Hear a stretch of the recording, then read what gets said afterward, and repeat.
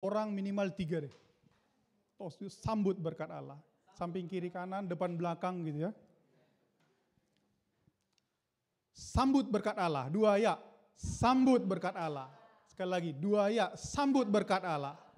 Saudara tahu sebelum kita sampai ke firman Tuhan, ada 2 tipe orang dalam perjanjian baru. Pertama orang Farisi, mereka mengetahui banyak sekali isi Alkitab, menghafalkannya ya. Kedua, orang seperti yang mendengar firman hari ini. Yang mirip seperti Paulus. Pertama-tama dia tidak pernah dengar firman Allah. Lalu suatu ketika dia dengar hanya beberapa kata. Suatu ketika dia dengar hanya beberapa kata. Tapi beberapa kata itu mengubahkan hidupnya, visinya, keluarganya, masa depannya, dan totalitas hidupnya. Jadi saudara tidak perlu dengar atau hafal semua firman hari ini. Cukup bawa 1-2 kata. Bersama firman Allah, bersama roh Allah, saudara diberkati Tuhan. Amin. Mari kita buka Alkitab kita, mungkin ada di depan ya. Ya, kita lihat di depan saja, tapi kalau ada di smartphone-nya bisa juga ikuti. Dalam Yohanes pasal 4, ayat 46 sampai 54. Yohanes pasal 4, ayat 46 sampai 54. Mari kita lihat yang di depan.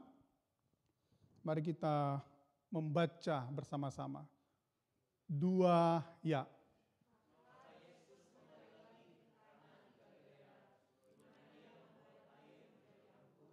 Dan di Kapernaum ada seorang pegawai istana, anaknya sedang sakit. Ketika ia mendengar bahwa Yesus telah datang dari Yudea ke Galilea, pergilah ia kepadanya, lalu meminta supaya ia datang dan menyembuhkan anaknya. Sebab anaknya itu hampir mati. Maka kata Yesus kepadanya, jika kamu tidak melihat tanda dan mujizat, kamu tidak percaya. Pegawai istana itu berkata kepadanya, Tuhan, datanglah sebelum anakku mati.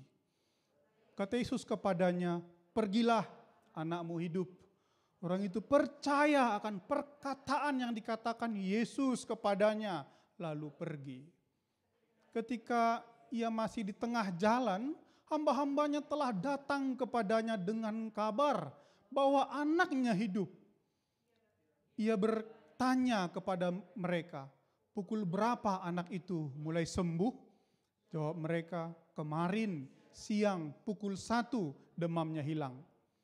Maka ia teringat ayat itu bahwa pada saat itulah Yesus berkata kepadanya, anakmu hidup. Lalu ia pun percaya, ia dan seluruh keluarganya. Dan itulah tanda kedua yang dibuat Yesus ketika ia pulang dari Yudea ke Galilea. Amin, saudara? Amin. Boleh ditunjukkan slide yang tadi. Saudara, ini keseluruhan ayat yang kita dengar hari ini. Kalau bisa dibagi 3, ini awalnya ada persoalannya ya. Persoalannya sampai sini ada seorang perwira, anaknya sakit hampir mati. Lalu yang warna hijau ini adalah percakapannya dengan Tuhan Yesus. Lalu ayat ke-51 sampai terakhir itu hasil percakapan. Jadi kalau kita bagi 3 strukturnya ada masalahnya, lalu berjumpa dengan Yesus, mereka bercakap-cakap, lalu ada hasil percakapan itu. Saudara dikasihi Tuhan, saya diberi tema ini, Dealing with Family Problems. Lalu saya mulai search jurnal dan lain-lain penelitian di Korea maupun luar Korea ya. Family problems ini saudara, word problems. Family problems ini bukan hal yang sederhana dan lokal gitu ya. Tapi family problems are word problems. Saya akan kasih tahu tokoh Alkitab pada saudara. Saudara katakan pada saya masalah keluarganya ya. Boleh? Adam dan Hawa. Apa masalah keluarganya? Pembunuhan, sebelum pembunuhan? Yang kecil-kecil dulu, baru yang besar. Iri, tamak, ada satu lagi. Gue usah kita sebut semua ya. Saling bukan aku Tuhan, perempuan yang kau beri itu. Bukan Tuhan, ular yang kau ciptakan itu, bayangkan. Institusi tertua di dunia adalah keluarga. Dan di sana family problem sudah ada. Lalu kita yang kedua, Abraham. Apa permasalahan keluarga Abraham? Ada 2 istrinya kan begitu. Yang pertama anaknya bernama, kemudian Ishak. Saudara tahu persoalan di bumi ini sampai sekarang dari 2 keturunan ini. Ada 3 agama yang disebut Abrahamic religions. Yahudi yang tertua, Kristen yang kedua, lalu Islam yang ketiga. Karena baru muncul setelah Muhammad lahir sekitar abad ke-5, abad ke-6. Abrahamic religion, lahir dari Abraham. Kedua ibu itu saling cemburu dan masalah itu terus menerus sampai menjadi masalah hari ini dan sampai berikutnya. Lalu Ishak, apa masalahnya? Dia punya 2. Pertama, yang kedua Yakub. Apa masalahnya? Bapaknya sayang pada yang satu, mamanya sayang pada yang satu. Karena masalah kasih sayang loh. Jadi keluarga itu bermasalah bukan karena nggak ada kasih sayang. Karena ada kasih sayang pun masalah bisa berada dalam keluarga. Bayangkan saudara. Lalu abangnya mengejar-ngejar adiknya bertahun-tahun berkelana, tak jumpa abang, tak jumpa mama, tak jumpa bapak, dimusuhi. Yakub, apa persoalannya? Yusuf. Daud, apa persoalannya? Batseba, Salomo persoalannya. Yusuf dan Maria, apa persoalannya? Maria sudah hamil walau belum menikah. Saudari, itu persoalan serius dan berat ya, kalau di konteks timur. Kalau seorang perempuan perutnya sudah besar, belum ada bapaknya, belum menikah, itu persoalan besar. Jadi dari perjanjian lama sejak awal sampai ke perjanjian baru dan kini, masalah keluarga itu ada saudara. Jadi kalau ada di antara saudara yang broken home, jangan berkecil hati ya. Sejak dulu sudah ada rupanya. Maka saya berpikir, bukan dealing with family problems only, tapi growing in the midst of family problem. Amin. Growing, ada masalah, ada, tapi menghadapinya bertumbuh dan melampaui masalah itu. Amin saudara. Ada teori namanya part of the whole. Artinya yang kecil dari yang keseluruhan. Ini yang akan kita mulai dari ayat yang kita akan belajar hari ini ya. Saya buat contoh. Misalnya tadi yang ulang tahun Pak Epan ya. Kok seru kali tuh dia waktu Pak Epan yang terakhir ya dapat hadiah ya. Beda apa hadiahnya gitu ya. Tapi saya lihat Pak Epan sama Pak Dedi pangkasnya sama, kayak mirip-mirip ya. Apa mau jadi hamba Tuhan juga Pak Epan? Waduh, jangan-jangan nubuatan ini ya. Oh bisa luar biasa kan, gitar oke, nanti belajar khotbah juga oke kan, jadi 2 ya. Musik oke, khotbah oke.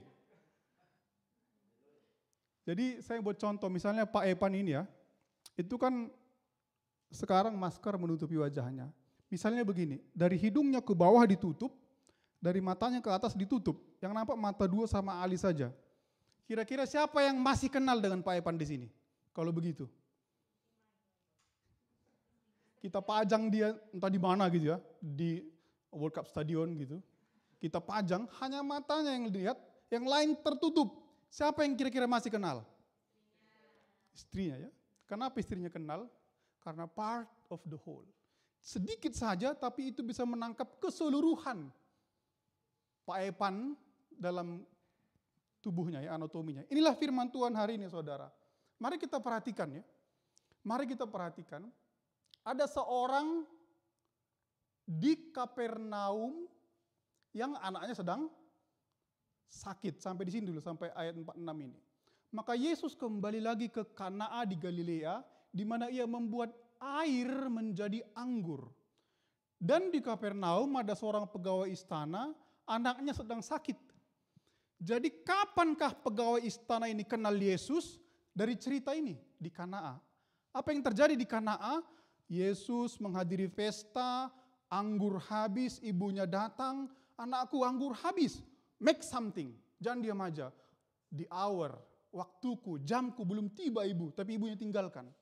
Lalu ia membuat air menjadi anggur, dia suruh tuangkan air ini ke tong-tong itu, lalu bagikan. Tidak tahu persis kapan itu berubahnya, tapi sewaktu firman Tuhan dikatakan dan hati yang taat melaksanakan, air berubah menjadi anggur, amin. Nggak tahu, nggak diberitakan detik kapan itu terjadi. Lalu orang berkata semua yang hadir di situ, kalau pesta nggak mungkin 10 orang kan. Kalau 10 orang pesta kawin bukan pesta namanya. Itu pesta online, bukan online, on-site ya. Banyak orang datang, lalu orang berkata, bahasa aslinya saudara bukan sekedar anggur, tapi the best wine. Ini anggur terbaik yang pernah kami cicipi. Orang Yahudi itu sudah pakarnya anggur sejak perjanjian lama. Tapi mereka berkata, ini the best wine. Di mana saja anggur ini? Lalu kampung ke kampung, mulut ke mulut, keluarga ke keluarga, sampai ke telinga perwira ini terdengarlah peristiwa Kana itu. Nah, dia ini saudara bukan hanya sekedar perwira ya. Dalam bahasa aslinya disebut basilekos. Basilekos itu bahasa Yunani dari kata basilea. Dia ini dalam terjemahan lain disebut kingsman. Kingsman, orangnya raja. Raja siapa? Di Kapernaum hanya satu penguasa, yaitu Herodes. Ada yang mengatakan begini, Lukas 8 ayat 3, ada yang orang mengatakan penafsir, kemungkinan dia ini adalah Kuza. Istrinya bernama Yohana, yang secara finansial mendukung pelayanan Tuhan Yesus. Kalau betul ini Kuza, dalam Lukas 8 ayat 3, Kuza itu bendahara Herodes, saudara. Dan di dalam tafsiran disebutkan, dia adalah minister, a minister of Herodes. Maksudnya seorang menteri. Dalam organisasi ada 3 orang yang paling penting yang harus ada. 1 ketua, kedua sekretaris, ketiga bendahara. Jadi saudara tahu betapa pentingnya orang ini di lingkaran Herodes. Suatu ketika saudara anaknya sakit. Saudara, bendahara itu tugasnya apa? Pegang kas, kelola kas ya. Anaknya sakit. Herodes itu adalah pusat peradaban. Adakah obat di sana? Ada. Adakah tabib kerajaan di sana? Banyak. Adakah di sana sumber-sumber terapi, perawatan yang terbaik, tabib-tabib terbaik di seluruh peradaban Roma? Ada. Nampaknya saudara, perwira ini, bendahara ini, ministry atau kingsman ini udah coba semua. Coba obat A, B, C, D. Dokter A, B, C, D. Terapi A, B, C, D.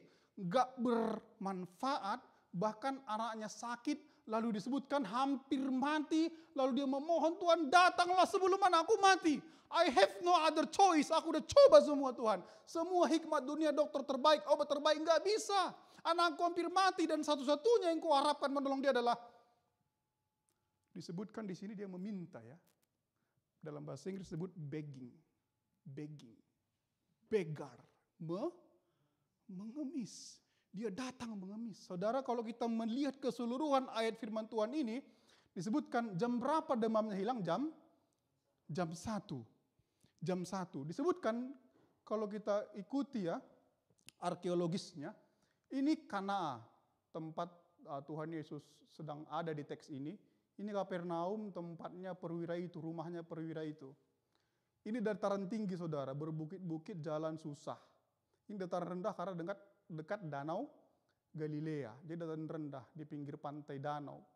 Jadi dia datang dari sini, menurut Alkitab jaraknya ini dari sini sekitar 16 jam pulang pergi. Kalau pergi saja berarti 8 jam.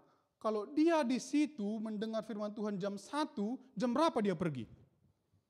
Jam 1 mundur 8 jam, sekitar jam 6. Jam 6 dia pergi dari rumah, itu berarti matahari belum terbit, seorang bapak yang tidak disebut namanya ini dia sudah datang dan berangkat kepada Tuhan Yesus, dan dia perwira saudara. Dia bisa suruh satu batalion berangkat jemput satu orang namanya Yesus. Tapi dia nggak suruh utusan, dia nggak suruh pasukan, dia pergi sendiri. Artinya apa? Karena dalam dirinya ada kesadaran, hidup mati anakku tergantung hari ini, tergantung aku. Aku gak percayakan pada siapapun, aku mau pergi sendiri, aku mau memohon sendiri, aku mau mengemis sendiri. Karena bila aku pulang tanpa Yesus, mayat anakku yang kutemui. Jadi saudara, perjalanannya ini bukan hanya perjalanan sederhana ya, tapi soal hidup dan mati anaknya. Ayat Yang kemudian mari kita baca, saudara, 2 ya 47. Ketika ia mendengar, ketika ia mendengar bahwa Yesus telah datang dari Yudea ke Galilea, pergilah ia kepadanya untuk meminta atau mengemis, supaya ia datang dan menyembuhkan anaknya, sebab anaknya itu hampir mati. Kata hampir mati, emelen gar apotenesken, artinya begini. The dead is knocking at the door. Kata hampir mati ini diterjemahkan begini. The dead is knocking at the door. Bilang sama samping kawanmu. The dead is knocking at the door.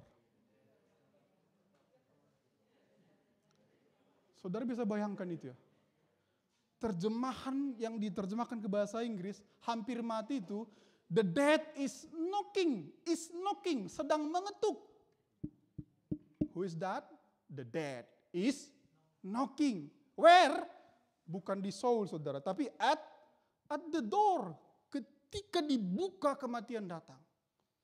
Jadi saudara, anaknya itu katanya demam tinggi, lalu menderita, kesakitan, kematian sudah di depan pintu, saudara. Itu kondisinya, ia hampir mati. Ayat 48, mari kita membaca 2 ya.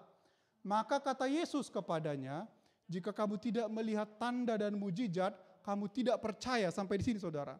Apa beda tanda dan mujizat? Ini sama, tapi ada perbedaannya. Sama-sama tanda keheranan, sama-sama peristiwa yang sangat luar biasa menakjubkan, tapi ada bedanya. Ketika Tuhan Yesus datang pada orang Yahudi minta tanda Yunus, bukan minta mujizat, minta tanda. Apa beda tanda dan mujizat? Begini, Bapak siapa namanya Pak, kalau boleh tahu? Pak Nelson. Ini contoh ya, Pak ya. Saya yakin Bapak laki-laki kan gitu. Apa tandanya Bapak laki-laki? Gitu ya. Setelah itu diperiksa medis, oh betul, berarti orang akan percaya Bapak laki-laki kan begitu. Saudara, tanda itu adalah syarat agar orang percaya. Jadi tanda itu, apa tandanya ini? Setelah tahu tanda itu baru dia percaya. Gitu ya. Jadi orang Yahudi dulu nggak percaya pada Yesus karena orang itu tahu ini mamanya Maria, bapaknya Yusuf, tukang kayu, nggak percaya. Mereka minta tanda gitu. Tapi Tuhan Yesus juga kasih tahu. Saudara, tanda artinya ketika kita lihat tanda kita percaya. Tapi mujizat, saudara bisa lihat atau alami berjuta-juta mujizat, belum tentu saudara percaya. Ada 10 orang kusta dalam Alkitab. Dalam perjalanan pulang setelah bertemu Yesus mereka sembuh. Berapa yang kembali? 1 orang. Ada 5.000 yang diberi Tuhan Yesus makan, laki-laki aja ya. Belum perempuan, belum anak-anak. Kalau perempuan itu ikut mungkin 5.000, anak-anak katakanlah buat 5.000 juga kalau mereka punya anak 1. 15.000 orang menghadiri khotbah Tuhan Yesus di bukit, diberi makan. Kemudian saat Tuhan Yesus mau disalibkan, kemana yang 5.000 plus itu? Begitu banyak mujizat terjadi sejak perjanjian lama, laut terbelah. Lalu orang mati dihidupkan, memberikan banyak orang makan. Lalu tanda-tanda mujizat yang lain termasuk ketika berjalan di atas air. Tapi beribu-ribu mujizat dilihat, orang belum tentu percaya saudara. Jadi kata Tuhan Yesus begini, dari situ kita tahu maknanya. Jika kamu tidak melihat tanda dan mujizat, kamu tidak percaya. Artinya apa? Banyak orang datang padaku, mereka lihat tanda dan mujizat saja. Mereka cari tanda dan mujizat, tapi aku di depannya mereka tidak cari. Saudara bayangkan ya, banyak orang datang pada Yesus mau cari tanda dan mujizat. Tanda dan mujizatnya lebih penting daripada Yesus yang membuat tanda itu di depan mata mereka. Dalam kata lain, kalau bisa dibahasakan mungkin begini. Carilah aku lebih dulu, baru cari tanda dan mujizat. Jangan cari tanda, karena apa? Kalau orang yang cari tanda dan mujizat itu, dia sering pakai Yesus, peralat Yesus untuk tanda. Dapat tandanya dia pulang, Yesusnya diabaikan, ditinggalkan, tidak dipercaya. Saudara, ini juga pertanyaan kepada kita. Kita kemari cari tanda, cari mujizat atau cari Yesus? Cari Yesus, amin? Amin. Kita cari Yesus, bukan gara-gara kita banyak persoalan, kita mau lulus, kita mau diberkati, kita cari tanda dan mujizat. Tapi kita cari Yesus, maka kita datang kemari. Mari kita baca selanjutnya saudara tadi sampai tanda ya. Dari ayat ke-49, 2 ya. Pegawai istana itu berkata kepadanya, Tuhan, datanglah sebelum anakku mati. Kata Yesus kepadanya, pergilah, anakmu hidup. Orang itu percaya akan perkataan dikatakan Yesus kepadanya, lalu pergi. Jadi di sini saudara, sebenarnya rencana awal pejabat ini adalah bawa Tuhan Yesus ke rumahnya untuk sembuhkan anaknya, begitu. Tapi yang terjadi Tuhan tidak mau datang, tapi Tuhan beri sesuatu. Tuhan tidak datang, tapi Tuhan katakan begini. Tuhan katakan,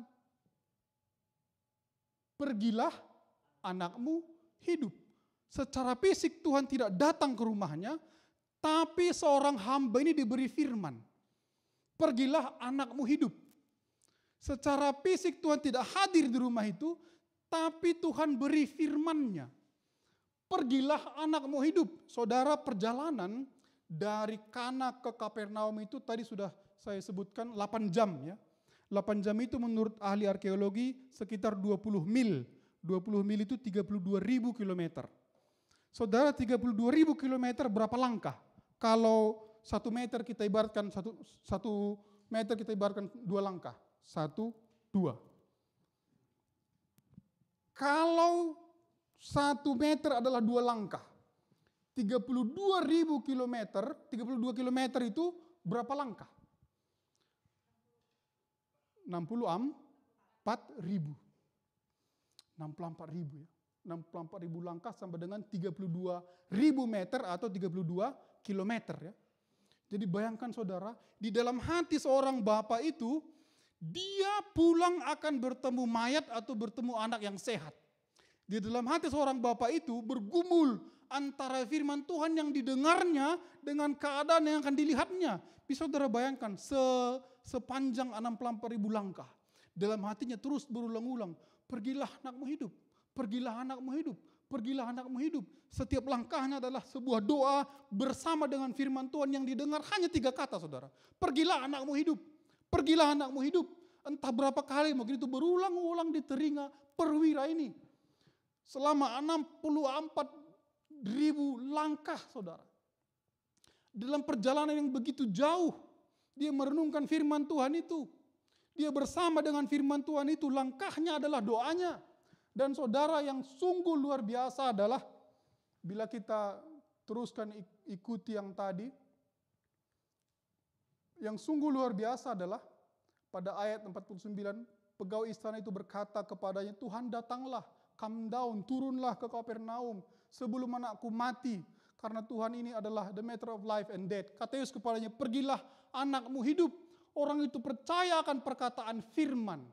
Firman-Nya bersama dengan dia, tapi Yesus tidak ikut bersama dengan dia. Lalu yang dikatakan Yesus itu kepadanya, dan lalu dia pergi. Lalu dia pergi. Ada 2 hal di sini saudara. Iman yang berdasarkan penglihatan, dia lihat dan percaya. Lalu kemudian iman yang berdasarkan pendengaran. Hari ini Tuhan Yesus secara fisik nggak ada di antara kita. Tapi kita dengar firman yang sama. Kita dengar firman yang sama. Perwira Kapernaum ini, dia secara fisik tidak pulang bersama dengan Yesus. Tapi dia pulang bersama dengan 3 kata firman Tuhan Yesus itu. Dia pulang bersama dengan 3 kata. Saudara, 3 kata ini bisa mengubahkan hidupnya, maka 3 kata ini juga bisa mengubahkan hidup kita. Amin. 3 kata saudara, yang bila kita simpan dan kita ikuti pola perwira ini, dia dengar, dia terima, dia bawa dan jaga dalam hatinya, dia pulang dengan firman, dan dia percaya saudara, tidak dikatakan jam berapa atau saat kapan, detik kapan anak itu kira-kira mendapatkan pengaruh dari firman itu. Tidak disebutkan saudara, waktu dia berjalan itu, sebelum utusan hamba-hamba itu datang, dia tidak tahu waktu dia berjalan pulang itu apa yang terjadi.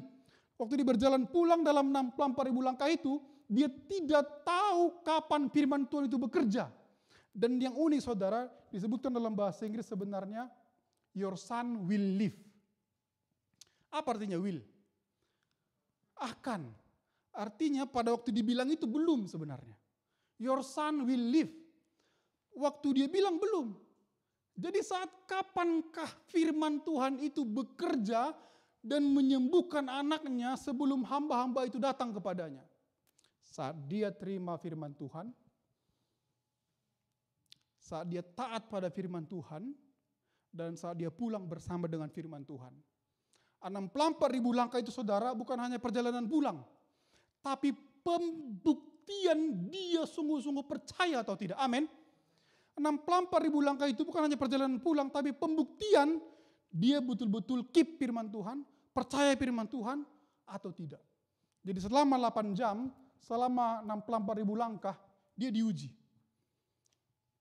Dia pulang dengan percaya teguh firman Tuhan itu, pegang teguh firman Tuhan itu, atau dia ragu. Dia pulang dengan firman Tuhan yang dia terima hanya 3 kata itu, dia nggak bawa obat saudara. Tuhan Yesus nggak berikan obat. Tuhan Yesus nggak berikan terapi medis. Tuhan Yesus nggak berikan metode pengobatan. Enggak. Cara Tuhan Yesus berbeda dengan cara yang diketahui waktu itu. Tuhan Yesus hanya beri 3 kata saudara. Pulanglah anakmu hidup. 64.000 langkah itu menjadi perjalanan hidup mati. 64.000 langkah itu menjadi pembuktian iman. Dan suatu ketika, mari kita membaca ayat berikutnya. Ayat 4, ayat 51. 2, ya. Ketika ia masih di tengah jalan, hamba-hambanya telah datang kepadanya dengan kabar bahwa anaknya hidup. Stop dulu sampai di sini. Dia kan belum tahu anaknya hidup atau mati ya. Karena nggak ada WA waktu itu. Saudara, hamba-hambanya disuruh ngapain waktu dia pergi? Menjaga anaknya. Jangan orang sakit ditinggalkan. Anaknya sakit dijaga. Bapaknya pergi untuk mencari Tuhan Yesus. Jadi waktu dia dalam perjalanan pulang, melihat hamba-hambanya datang, dalam pikirannya mungkin, kenapa mereka datang?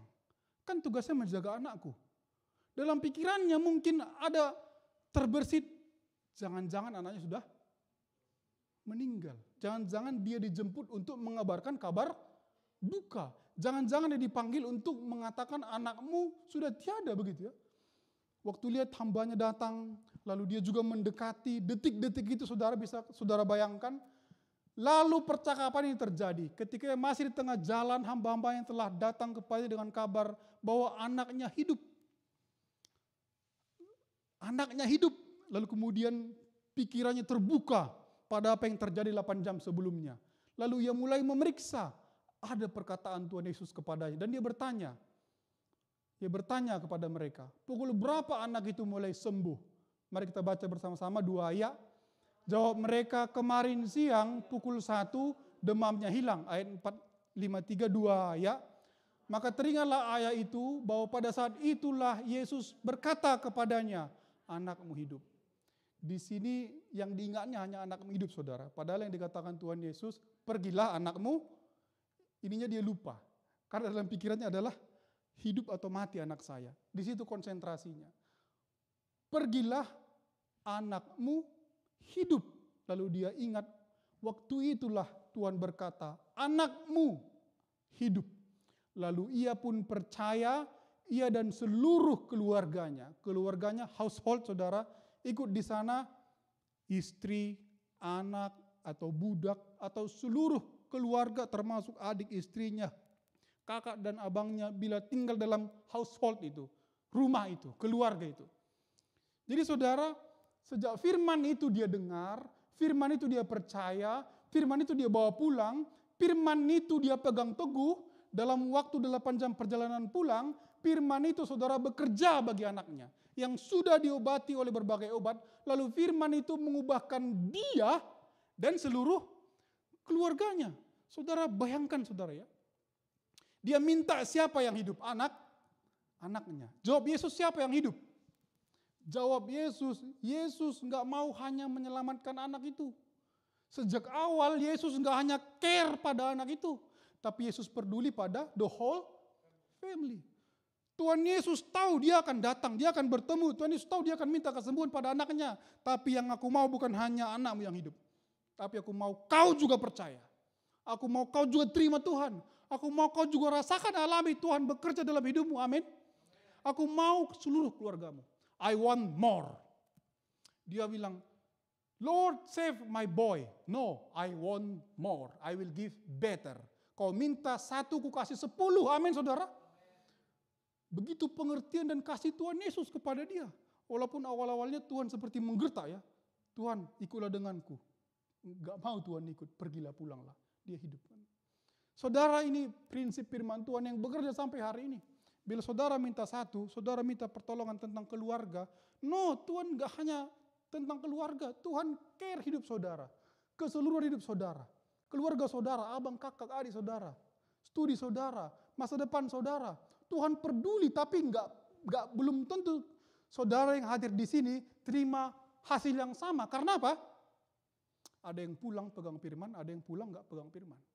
Ada yang pulang seperti perwira ini, dia pegang, dia bawa, dia percaya, dia tidak ragu. Sampai dia bertemu ke rumah, sampai mendengar firman, sampai lihat anaknya jam 1 siang anakku sembuh, dia pegang teguh. Makanya saudara dalam Lukas 8 ayat yang ketiga itu, sejak pertemuan ini dia percaya. Sejak pertemuan ini istrinya percaya. Sejak pertemuan ini istrinya mendukung. Boleh kita baca Lukas 8 ayat 3. Kalau ada yang bisa tunjukkan di sini. Salah satu di antara kita mungkin Lukas 8 ayat yang ketiga.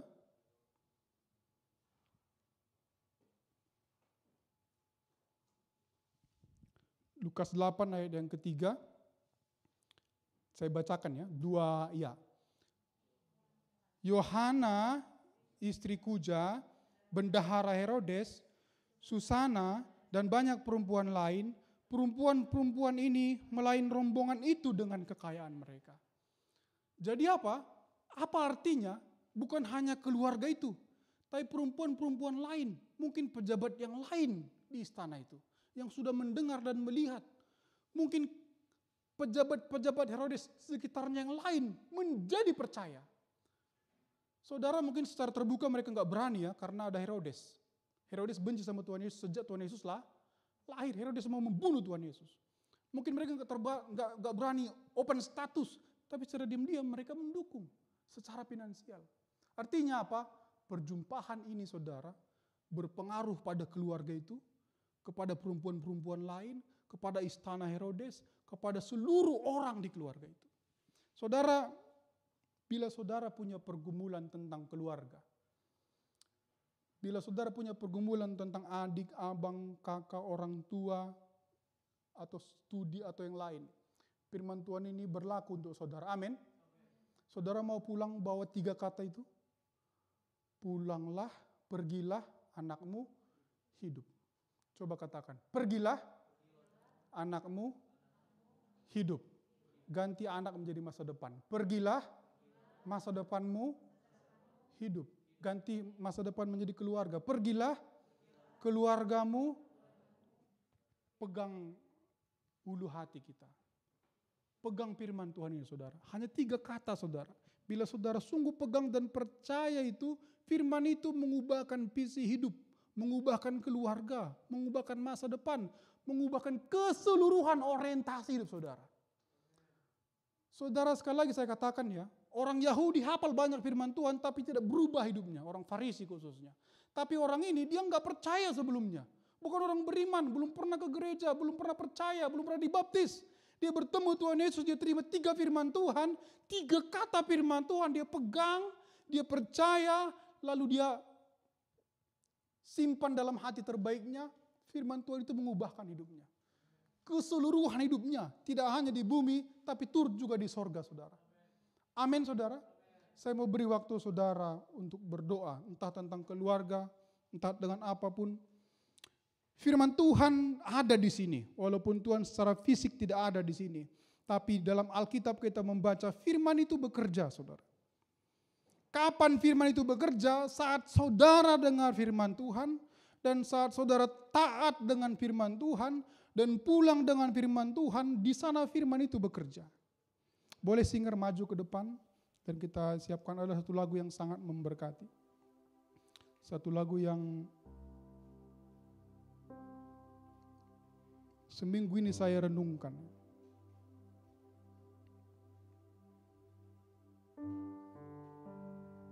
boleh kita munculkan di layar. Saya undang saudara untuk bangkit berdiri.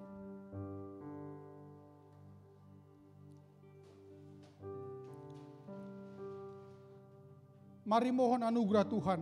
Tuhan berikan padaku iman oleh Roh-Mu yang kudus, agar firman Tuhan ku pegang, ku bawa pulang, ku percaya, dan agar firman Tuhan itu Tuhan membaharui hidupku, keluargaku. Tidak hanya aku, tapi aku dan seluruh keluargaku. Orientasiku ke masa depanku, kehidupanku, studiku. Tuhan Yesus, hamba berdoa Tuhan, izinkan firman-Mu dengan murah hati tinggal dalam hati kami. Pergilah, pulanglah. Masa depan kami hidup bersama dengan Allah. Keluarga kami hidup bersama dengan Allah. Apapun Tuhan pergumulan anak-anak-Mu ini, apapun Tuhan beban dalam kehidupan anak-anak-Mu ini, pesan Tuhan, pergilah.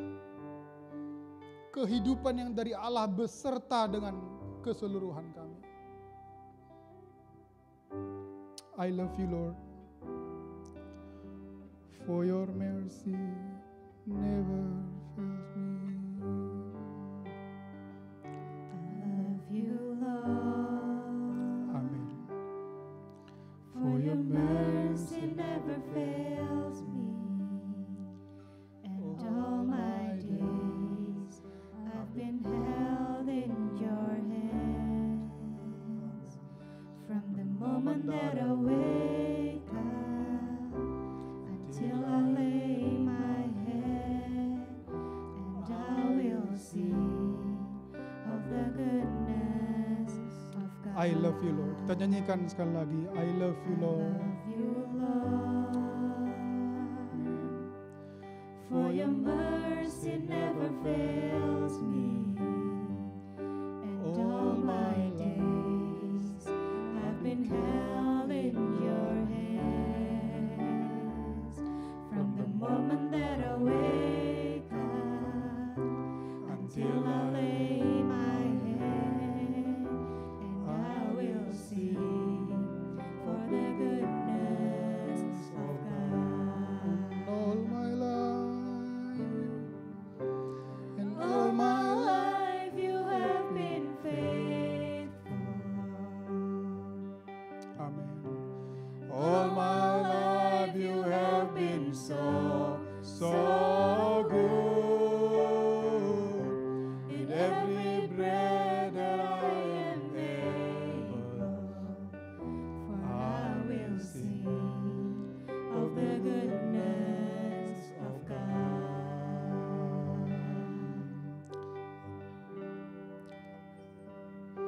I love your voice. You have led me through the fire in darkness. Darkest night, you are close like no other. I've known you as a father, I've known you as a friend, and I have lived of the goodness of God.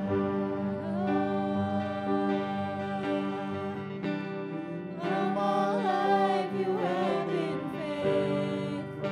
Amen. All my life you have been so good. In every breath that I am able, I will sing of the goodness of God. Goodness is running Running after me. Your goodness is running after me. When my life laid down, I surrender all. I give you everything. Your goodness is running after me. Your goodness is running after me.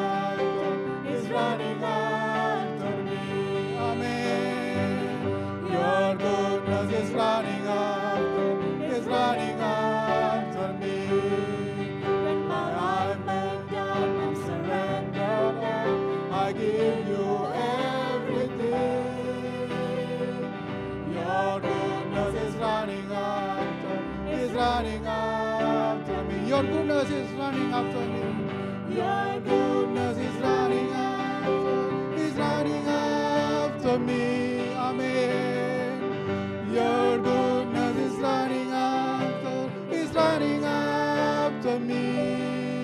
When my life laid down, I surrender now. I give you everything. Your goodness is running after. Dengan lebih hati lagi. Your goodness is running after. Is running after me. Amen. Your goodness is running after me. When my life laid down, I'm surrendered all. I give you everything. Your goodness is running after me.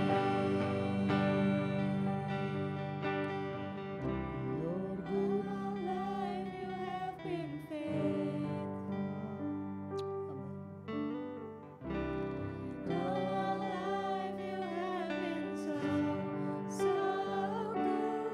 all my life. Every breath that I am breathing, Amen. for I will sing for the goodness of God.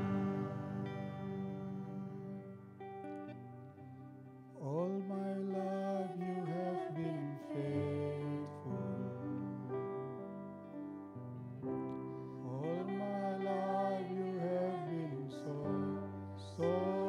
good. With every breath that I am able, I will sing of the goodness of God. I will sing of the goodness of God. I will sing of the goodness of God. Bapa kami dalam Kristus Yesus, kami percaya Tuhan, 3 patah kata firman Allah bisa menolong kami, dan itu lebih dari segala sesuatu yang tidak bisa dilakukan yang terbaik dari dunia kepada kami. Seperti perwira Kapernaum itu Tuhan, apa yang tidak dapat dilakukan harta dan jabatan kepadanya, apa yang tidak dapat dilakukan ilmu pengetahuan dunia kepadanya, 3 patah firman Allah menolong dia, membaharui dia dan keluarganya. Dan itu jalan Tuhan pembaharuan baginya. Hamba berdoa, biarkan Tuhan seluruh kami membawa firman Allah dalam perjalanan kami berikutnya. Dan kami tahu Tuhan selalu memberi lebih. Tuhan Yesus selalu memberi lebih kepada kami. Kami percaya Tuhan firman-Mu. Kami mau pegang firman-Mu. Kami mau pulang dalam kehidupan kami dengan firman-Mu. Dan kami percaya Tuhan, firman-Mu akan membaharui, menolong, dan firman-Mu akan membawa begitu banyak berkat-berkat ke dalam hidup kami. Yang tidak mampu dilakukan yang terbaik dari dunia, dapat firman Tuhan berikan kepada kami. Terima kasih Tuhan. Dalam Kristus Yesus yang kami kasihi. Terima kasih Tuhan. Amin.